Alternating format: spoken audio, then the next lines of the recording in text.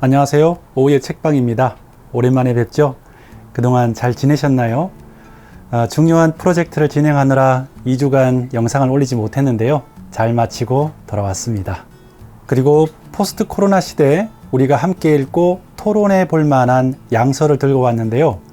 기쁜 소식 또 하나, 바로 오늘 소개하는 이 책으로 오후의 책방 개설 3년 만에 처음으로 책 이벤트를 합니다.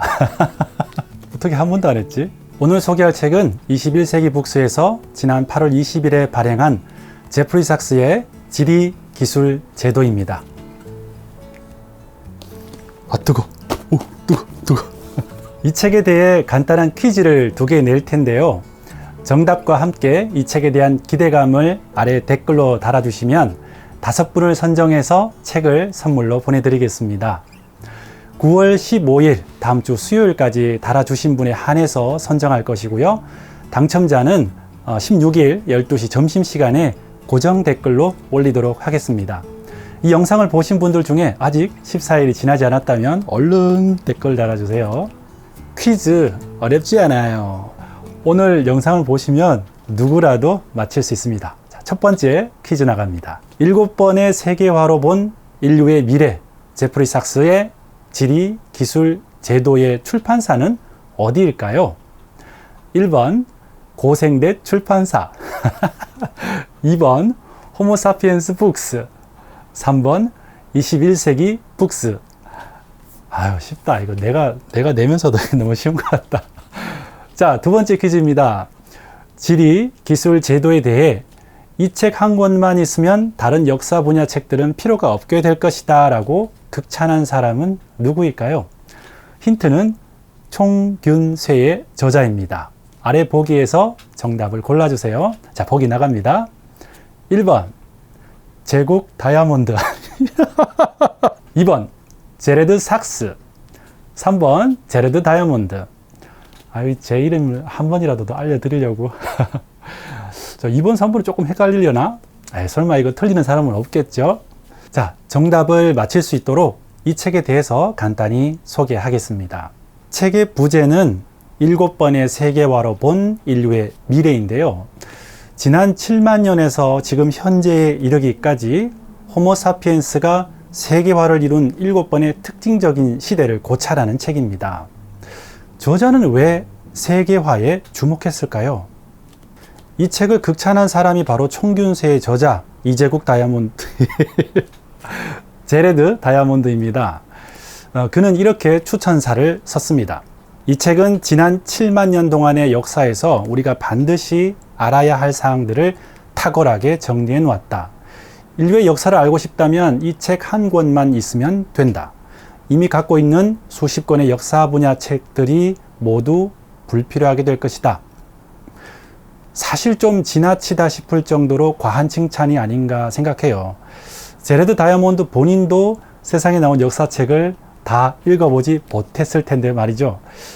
그런데 제레드 다이아몬드 교수님이 지금 가장 몰두하고 있는 주제가 무엇인지를 알면 이렇게 극찬한 이유가 이해가 돼요.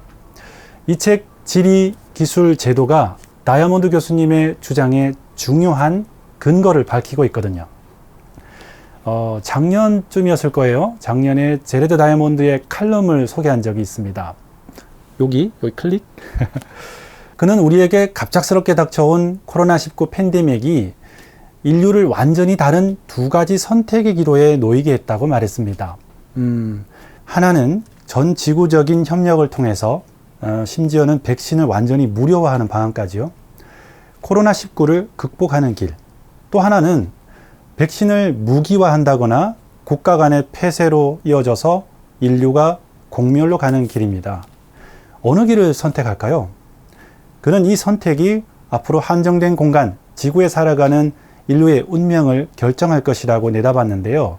왜냐하면 코로나19를 어떻게 해결하는가에 따라서 인류에게 놓인 범지구적인 문제들, 기후 문제, 환경 문제, 생명의 다양성 문제, 자원 고갈, 빈곤과 핵전쟁의 위협을 해결할 수 있는지 없는지 그 가능성을 엿볼 수 있기 때문이라고 했어요. 만약에 백신이 무기화된다거나 빈부에 따라서 백신이 불균형하게 분배된다거나 국가 간의 폐쇄로 이어져서 세계 경제에 큰 위기가 닥친다면 앞에서 말한 범지구적인 문제들을 해결할 수 있는 방안들은 사라지는 거죠. 바로 이 지점에서 제프리 삭스와 제레드 다이아몬드 교수님이 같은 주장을 하고 있는 것입니다. 제프리 삭스가 구분한 7번의 세계화에 대해 간단히 살펴보겠습니다. 첫 번째는 7만 년 전에서 1만 년 전 사이 구석기 시대의 호모사피엔스의 이주이고요. 두 번째는 마지막 빙하기가 끝나는 기원전 1만 년 전에서 기원전 3천년 사이의 농업혁명 시기입니다.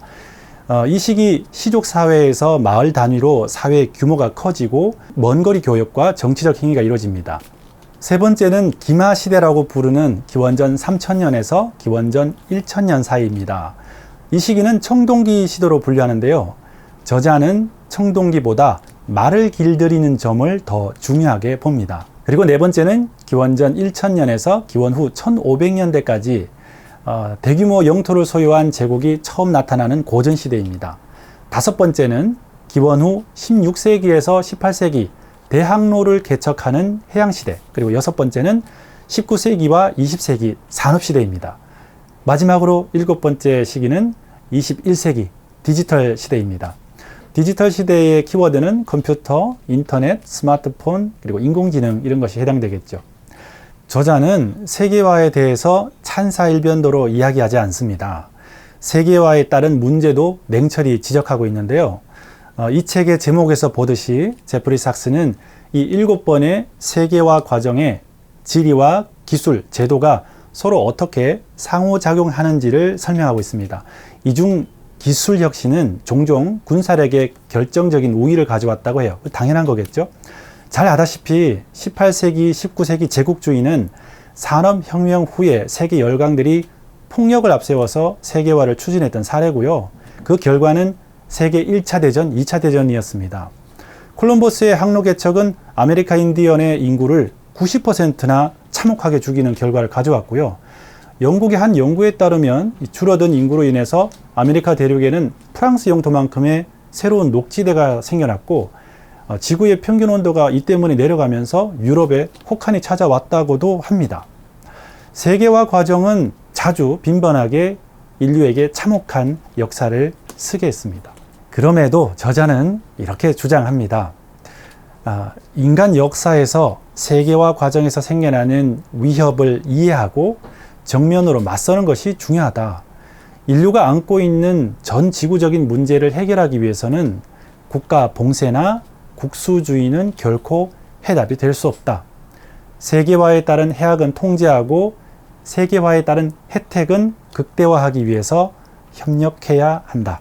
요약하자면 우리에게 주어진 시간은 얼마 남지 않았다. 두 번째 지구란 없다. 범지구적인 협력만이 이 문제를 해결할 수 있다. 그리고 그에 대한 긍정적인 변화를 보고 있다입니다. 원래 이 책에서는 민족주의라는 용어를 자주 쓰고 있는데요. 저는 이 단어를 국수주의로 바꿨어요. 왜냐하면 민족주의에 대한 개념은 역사적 배경에 따라서 서로 다를 수가 있기 때문이에요. 그러니까 우리나라의 경우에는 민족주의는 일본의 민족 말살 정책에 대항해서 우리의 문화, 언어, 역사의 주체성을 회복하려는 의미가 더 강하고요. 더욱이 독립운동가들은 다른 나라의 문화에 대해서도 관용, 톨레랑스를 지키는 분들이었기 때문이에요. 반면에 서구 유럽의 경우에는 민족주의는 분열과 내전, 국가주의와 연관되기 때문에 엄밀히 구분해서 사용해야 되거든요. 반면에 국수주의는 일반적으로 우리가 공통적으로 좀 이해하는 개념이고요. 그래서 제가 민족주의란 말 대신에 국수주의로 바꿔서 말씀드렸습니다. 저자의 희망적인 주장에 분명히 반론이 있을 수 있다고 생각해요. 첫 번째로 저자는 21세기는 다극화 시대라고 했지만 여전히 세계는 2강 시대입니다. 미국과 중국이 과연 협력을 하겠느냐. 두 나라는 세계의 패권을 쥐기 위해서 경제적, 군사적, 정치적으로 첨예하게 대립하고 있는데 글쎄요. 그 전망은 현재 코로나19를 대하는 두 나라의 모습을 보시면 짐작하실 수 있을 것 같습니다. 둘째, 종교나 자원 문제는 더 심각한데요. 제프리 삭스나 제라드 다이아몬드 본인들이 유대인인데 과연 이스라엘과 팔레스타인, 유대교와 이슬람이 종교를 뛰어넘어서 협력할 수 있을까? 중동을 둘러싸고 세계 강국들의 자원 전쟁은 지금도 아주 극심하게 대립하고 있는 것이 현실이고요. 셋째, 집단 내에서는 놀라울 정도로 협력적이고 다른 집단에 대해서는 경쟁이 심하다. 이것이 인간의 본성이다라는 전제에서 많은 논리를 펼쳐나가는데요. 사실 이 전제가 과연 맞는가? 모순이 있다는 지적이 있어요. 이건 설명이 너무 기니까 생략하고 리처드 브레흐만의 휴먼카인드라는 책을 참고했으면 좋겠습니다. 이 책이에요. 그리고 네 번째, 새로운 국제협력이 필요하다라고 하셨는데 국제사회에서 유엔이 제 역할을 하지 못하고 있는 상황에서 과연 새로운 기구나 협력은 어떤 모습일까? 모든 인류가 국가, 민족, 인종을 넘어 공통의 인류애로 협력할 수 있는 가치나 철학, 제도를 제시할 수 있는가? 만약 있다면 그게 뭔가? BTS? 이 책은 지금 독서 토론으로 아주 좋은 책이라는 생각이 들어요. 혹시 독서 모임을 하고 계신다면 이 책을 주제로 많은 논의가 있었으면 좋겠다는 생각을 해봅니다. 얼핏 생각해 보면 이 책의 주제가 나와는 좀 무관한 거대 담론이라고 생각할 수도 있을 것 같아요. 하지만 강론을 들여다보면 나의 일상을 결정하는 아주 중요한 주제들이거든요. 저자의 말 그대로 지금 가장 중요한 문제들은 모두 세계적이기 때문입니다. 좋은 책을 소개할 수 있어서 저도 무척 좋습니다. 다음 시간에 다시 뵙겠습니다. 퀴즈 정답과 댓글 꼭 달아주세요. 제프리 삭스의 지리, 기술, 제도였습니다. 21세기 북스.